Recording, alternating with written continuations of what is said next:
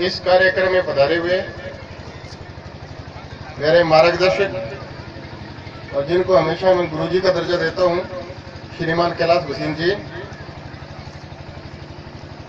राजस्थान सरकार के खनन मंत्री आदरणीय टीसी साहब, और हमारे इस विद्यालय में जिन्होंने जमीन दान दी, श्रीमान रामलाल जी छाबड़ा साहब, सूरजमल जी राठौड़ साहब, हमारे जिले के जिला संचालक श्रीमान चिमन जी, श्री राजन तनेजा जी, हमारे पंचायत समिति के पूर्व प्रधान और अध्यात्म मंडल के अध्यक्ष आदरणीय ओम जी, श्री राकेश सोनी जी, और यहाँ पर पधारे हुए सभी प्रबुद्ध नागरिक बंधुओं, मुझे सौभाग्य से आज इस कार्यक्रम में आने का मौका मिला है।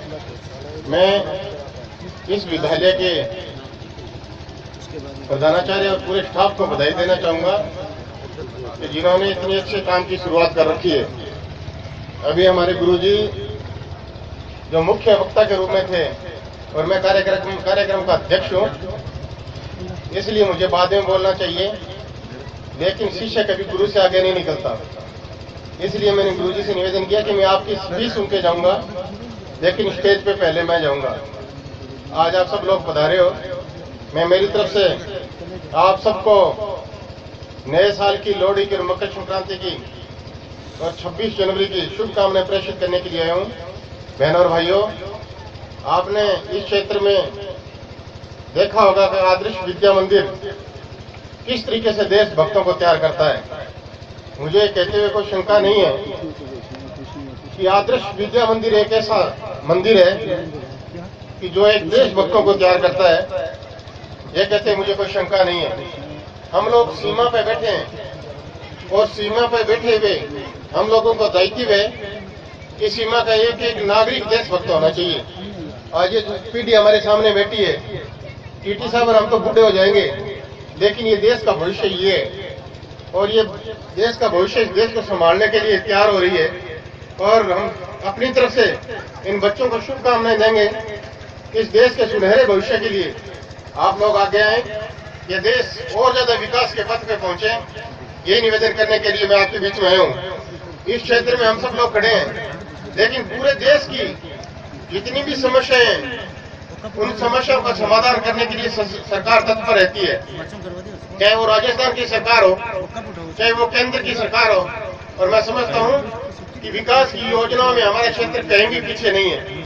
अभी मैं कुछ दिन पहले आया था, तो यहाँ पे रेलवे की काफी जब समस्या थी, जब मैंने वॉशिंग लाइन का शिलान्यास किया था और मैंने कुछ ट्रेन देने के लिए यहाँ पे घोषणा की थी, जिसमें हम सफर एक ऐसी ट्रेन है जो गंगानगर को तमिलनाडु से मिलाएगी और इतनी स्टेशन बीच में आने के बाद में वो ट्रेन वहां पे पहुंचेगी।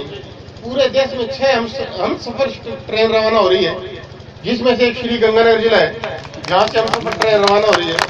और इसके साथ ही मुझे कई और भी ज्ञापन मिले थे। हमारे कैनाल लूप की ट्रेन है, इसको भी हम लोग नई चालू कर रहे हैं। अभी मैं रेलवे स्टेशन पे गया था और मुझे जब मैंने वहां पे अभी मैंने 2.5 करोड़ रुपए वहां पे मैंने दिए हैं, उसका काम थोड़ा ठीक नहीं चल रहा है। और मैं आप सभी प्रबुद्ध नागरिक बंधु बैठे हैं, क्योंकि अगर वो रेलवे स्टेशन बनेगा तो हमारे जीवन में सिर्फ एक बार बनेगा, इसलिए उसका काम सही ढंग से हो, इसके लिए आप सबकी जिम्मेवारी है। क्योंकि वो पैसा आपका है, सरकार के किसी भी खजाने से अगर पैसा लगे, वो पैसा आपका है और वो बिल्कुल सही ढंग से बने, अच्छे तरीके से बने, उसमें अच्छा काम हो, इसके लिए हम सबकी जिम्मेवारी है। जब मैं देख के आया हूँ और मुझे दुख हुआ है, और मैं आपसे निवेदन करूंगा कि आप भी समय समय पर उस काम को देखें, ताकि वो काम बिल्कुल सही ढंग से निर्वाह हो सके। आप सब लोग पधारे हो, मैं मेरी तरफ से आप सबको मैं आज फिर शुभकामनाएं देने के लिए आया हूँ, क्योंकि शिक्षा का सत्र एक ऐसा है कि शिक्षा जीवन का एक अमूल्य स्तंभ है। जीवन में अगर किसी को कोई आगे बढ़ना है, जीवन में अगर ऊंचाइयां छानी है, अगर हमने अपने समाज को आगे बढ़ाना है, अगर देश की रक्षा करनी है, तो एक शिक्षा बहुत बड़ा एक महत्वपूर्ण स्थान रखता है। इसलिए मैं आह्वान करूंगा कि इस क्षेत्र की एक एक बच्चा और बच्ची पढ़े। इसके लिए राजस्थान सरकार और केंद्र सरकार तैयार रहती है। हमारे देश के प्रधानमंत्री जी की वो स्कीम बेटी बचाओ बेटी पढ़ाओ, उसको हम लोग हमेशा याद करके इस क्षेत्र में विकास की योगदान में भागीदारी जताएं। इस क्षेत्र का एक एक बच्चा और बच्ची पढ़े, मैं ये निवेदन करने के लिए आपके बीच में आया हूँ। और जिस विद्यालय का हम लोग शिलान्यास कर रहे हैं, स्वामी विवेकानंद जी की फोटो लगी हुई है। आप जानते होंगे कि स्वामी विवेकानंद जी ने इस क्षेत्र में नहीं, पूरे विश्व में अगर किसी ने शिक्षा की अलख जगाई है तो स्वामी विवेकानंद जी ने अलख जगाई है। और यह कहते हैं, मुझे कोई शंका नहीं है कि हम लोग शिक्षा स्तर से जुड़े, इस क्षेत्र के विकास में योगदान दें, हम सब मिलकर इस क्षेत्र को विकास के पथ पे आगे बढ़ाएं। मैं यही निवेदन करने के लिए आया हूँ। आप सब लोगों ने बुलाया है, मैं मेरी तरफ से आपको धन्यवाद देना चाहूंगा। और इस विद्यालय के विकास के लिए मैं सांसद कोष से 10 लाख रुपए का सहयोग आपको मैं देके जा रहा हूँ। इतना ही नहीं, आप जितनी बार भी मुझे बुलाएंगे उतनी बार भी 10 लाख रुपए दूंगा। आप जितनी बार मुझे बुलाएंगे, इसलिए आप सबको मेरी तरफ से बहुत बहुत शुभकामनाएं। धन्यवाद।